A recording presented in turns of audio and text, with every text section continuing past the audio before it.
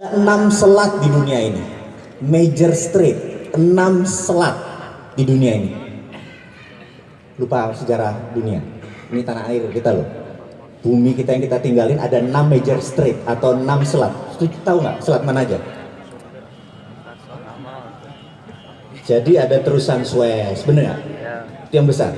Dari 6 selat, ada 4 selat yang major strait ada di Indonesia. Anda tahu? Selat Malaka itu dilewatin 100.000 mother vessel setiap tahun. Selat Sunda, jadi kalau tentara Amerika itu mengawal wilayah yang namanya Seven Fleet. Kalau lihat peta ya, peta sekali lagi, dari San Diego markas dia ke Honolulu, ke Vanuatu, tahu Vanuatu? Solomon Island, ke Diego Garcia di bawah selatan di Sri Lanka, itu wilayah armada ke-7 Seven Fleet, namanya US PACOM, United States Pacific Command, bintang 4 di Okinawa. Jadi kalau kapal Cina lewat, bayangin ya, ini peta dunia nih, kita lihat, bayangin peta dunia. Di utara Indonesia, negaranya mana aja? Ada Jepang, ada Korea, ada Cina, ada Filipina, ada Taiwan, ada Hong Kong, bener nggak? Mereka adalah negara-negara produsen yang 20% pergi ke Amerika Utara, 80% ke Eropa, Afrika, dan lain sebagainya lewat Indonesia, bener nggak? Betul ya? Ada 100.000 vessel lewat di Indonesia. Kemudian kalau dari Australia mau ngirim nikel, mau ngirim batu bara, dia lewat Selat Lombok ke Selat Makassar baru ke utara, bener nggak? Amerika nggak mau Selat Malaka, Amerika muternya lewat Selat Sunda baru lewat selatan Indonesia.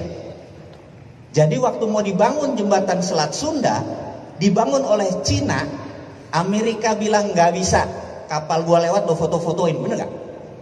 Paham? Ngerti sekarang? Ngelola negara nggak sederhana ya. Jadi itulah yang terjadi. Jadi nggak boleh, kalau Amerika yang bangun boleh, paham ya, ini mengenai selat. Kalau presidennya pinter, sekali lagi nih, kalau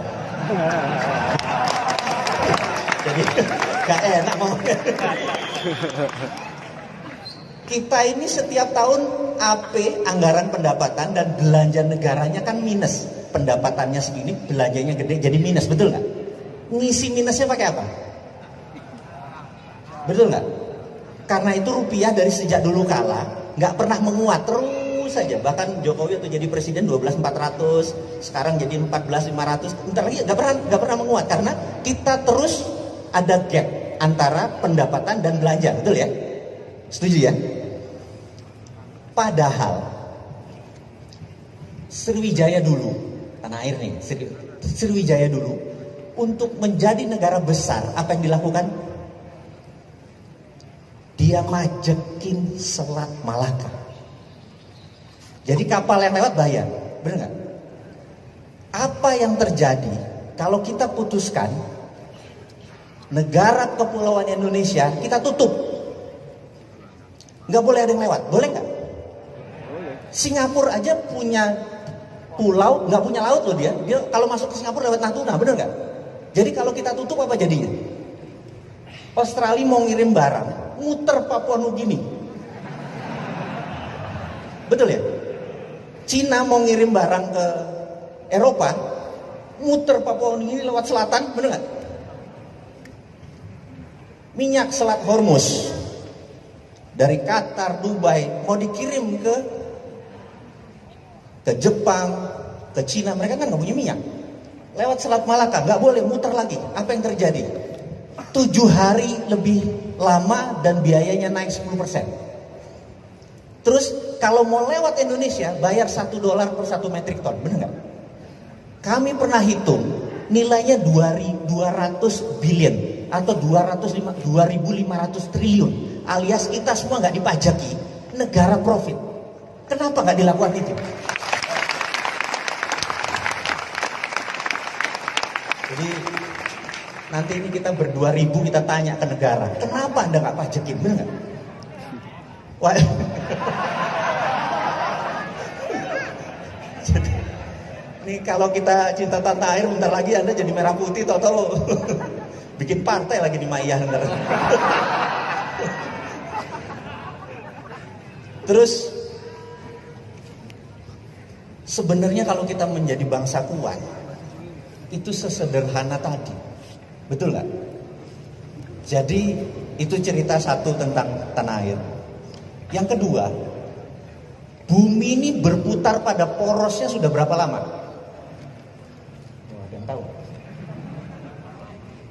2 tahun? Udah berapa? Ada yang tahu? Oke.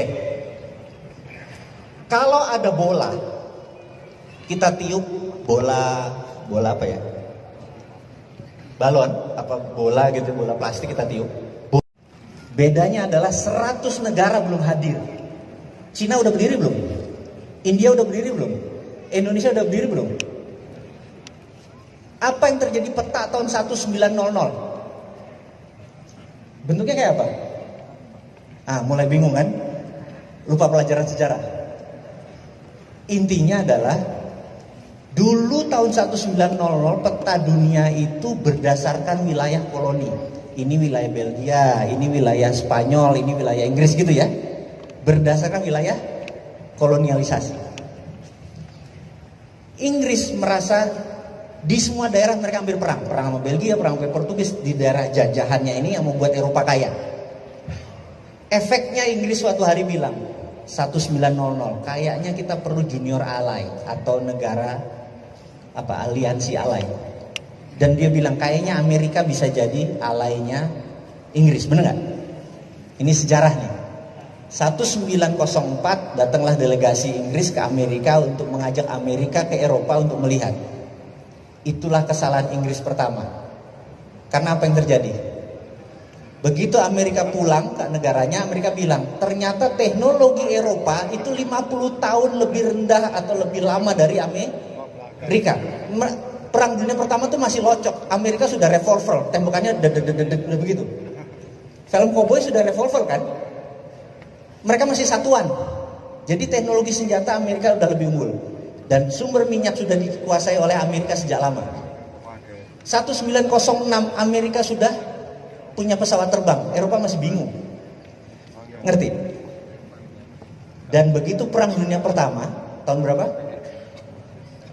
19 awal, Amerika memang tidak mau membantu Eropa. Amerika memang ingin Eropa hancur. Dan puncaknya adalah waktu tahun 33 Jerman mulai mengambil Polandia dan lain sebagainya. Amerika masuknya tahun berapa? 40 udah diundang, tahun 39 udah diundang, baru masuk tahun 44 sebenarnya dia masuk. Jadi cuma dia pengen Eropa hancur.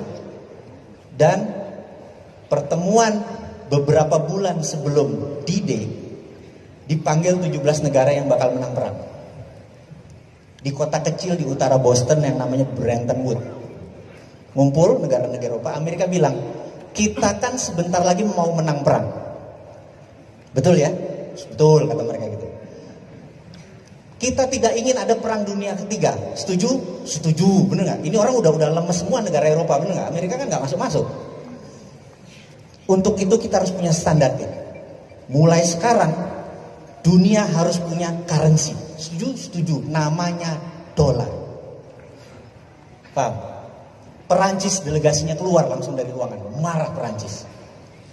Seminggu kemudian dia diserang sama Jerman, Perancis pulang. I taken deh. Nyerah juga dia. Bener nggak? Akhirnya semua tanda tangan setuju mata uangnya dolar. Itulah alkemi yang Amerika punya. Bener? Ini nih harus ingat nih. Kemudian kita harus mempunyai World Bank. Berdirilah World Bank. Kita harus punya mengontrol yang namanya IMF. Berdirilah International Monetary Fund. Namanya. Semua kantornya ada di Washington DC. Artinya punya siapa itu? Nah, punya si Ontohot, si Borokokok Amerika itu, bener nggak? Ya. Jadi dunia sejak saat itu dipetakan. Eropa negara produsen, bahan bakunya dari Afrika. Arab dipecah 18 negara. Sumber energi dunia. Cina, India, Indonesia yang populasinya banyak dijadikan negara market. Amerika Utara bahan bakunya dari Amerika Selatan. Paham ya? Itulah peta dunia jadi. Suatu hari lagi Amerika fokus menguasai Timur Tengah, karena when you control the oil, you control the country, gitu kan. Dia mengontrol minyak untuk mengontrol sebuah negara. Fokus di Afghanistan, Cina membangun infrastruktur. Betul ya? Dari negara market, toto menjadi negara produsen. Toto Cina menjadi negara tadinya imitating, peniru, menjadi negara innovating. Benar nggak? Amerika kaget, toto Amerika Cina udah segitu besar. Jadi melenting si Cina ini. Pertanyaannya, kok bisa? Benar nggak? Benar nggak? Kan kita kalau belajar sampai ke negeri Cina, mau dibuka nggak rumusnya nih? Mau dibuka? Terakhir ya. Kalau kebanyakan bayar soalnya. Saya kasih rumusnya. Dunia punya jurus ekonomi. Tadi Pak Mastri bilang paling jarang ngomong di Mayah ini adalah tentang ekonomi. Jadi minta izin boleh ngomong ekonomi sedikit ya. Tahun 1931 dunia itu resesi. Teori Adam Smith mati. Lahirlah seorang John Maynard Keynes. Keluar teori namanya Keynesian. Keynesian punya dua nabi, inflasi sama bank sentral. Sejak saat itu bank sentral berdiri. Bank sentral Amerika dimiliki oleh, Anda boleh cek, yang miliki swasta, JP Morgan, Goldman Sachs gitu ya, bukan negara, ingat ya. Ini harus hati-hati. Anda lihat sendiri di Google, who own Federal Reserve gitu ya. Swasta, Amerika semuanya swasta. Tahun 2008, tahu-tahu ada subprime mortgage, JP Morgan, Goldman Sachs, toto bangkrut semua. Bener ya? Anda tahu cerita itu. Dunia menganggap, orang-orang seperti saya menganggap bahwa Keynesian selesai. Lahirlah seorang manusia yang namanya Michael Hudson sebagai ekonom dunia. Anda boleh cek, why Michael Hudson is the best economist in the world. Kenapa Michael Hudson adalah ekonomi terbaik di dunia. Anda boleh cek di Google judulnya itu. Apa yang Michael Hudson lakukan? Siapa Michael Hudson? Michael Hudson tahun 80, tahun 90 dia adalah pengajar di Peking University. Yang diajarin adalah Xi Jinping, semua PKC Partai Komunis Cina, politbironya adalah murid dia. Dan apa yang dilakukan? Diajarkan printing money. Apa tuh printing money? Cetak uang. Contoh, saya presiden. Mas namanya siapa mas? Ilham, Mas Ilham.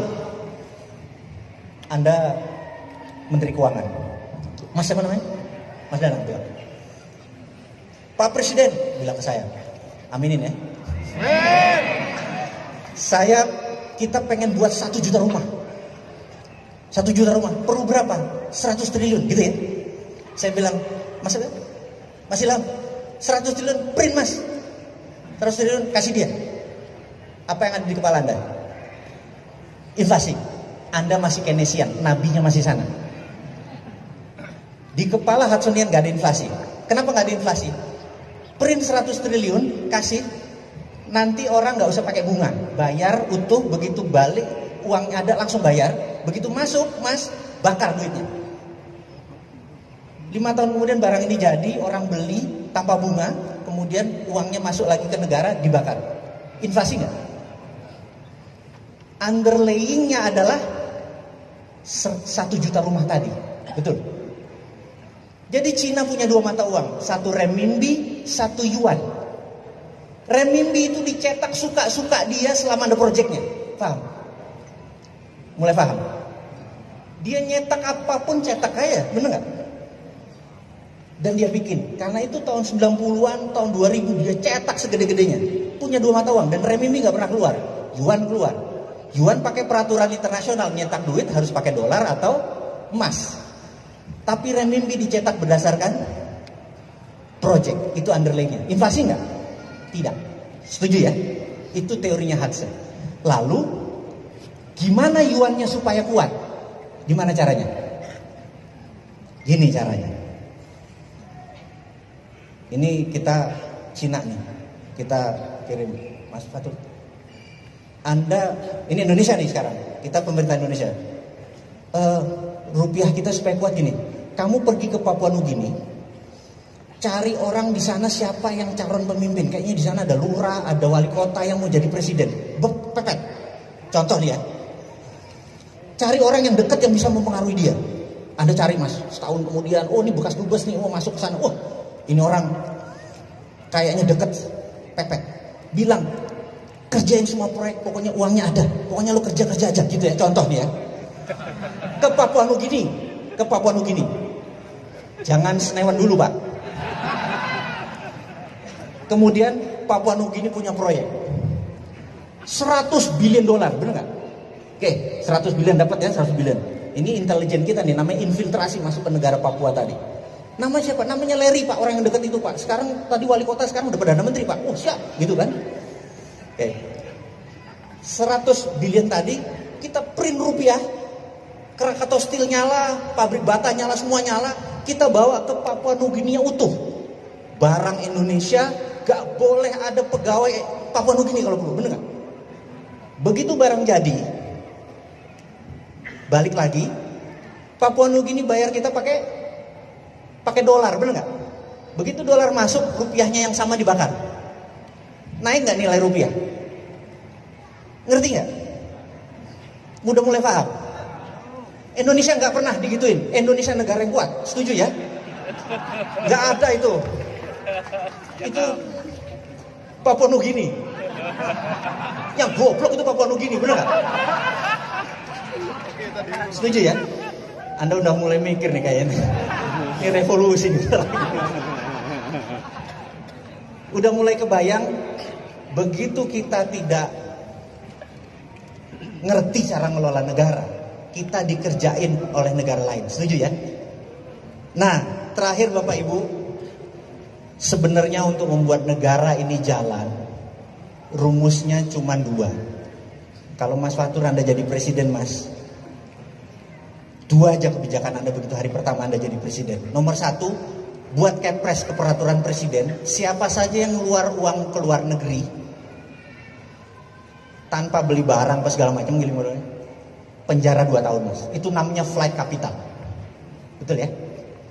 Keputusan Kepres kedua, mulai hari ini jam 24.00 bunga deposito 0. Mas, kalau Anda punya 1 triliun, setiap tahun Anda dapat 50 miliar, betul ya? Toto jadi 0. Kira-kira apa kepala pikirnya? Apa yang kamu pikirkan kalau deposito bunganya 0? Kalau keluar, tangkap, bener nggak? Akhirnya akan menjadi usaha di negara sendiri. Ini di Mayah nih yang punya usaha, langsung gue invest dong tempat lo, bener nggak? Ada 11.000 triliun di bank sekarang nganggur. Dalam 1 malam keluar, ekonomi Indonesia maju nggak? Syariah nggak bangsa ini? Berkah nggak? Nggak ada riba. Betul nggak? Udah nggak ada riba, berkah, ekonomi maju dalam semalam, bener nggak? Gitu aja kok repot bener aja. Bapak Ibu mohon maaf jika ada salah. Terima kasih buat waktunya. Wassalamualaikum warahmatullahi wabarakatuh.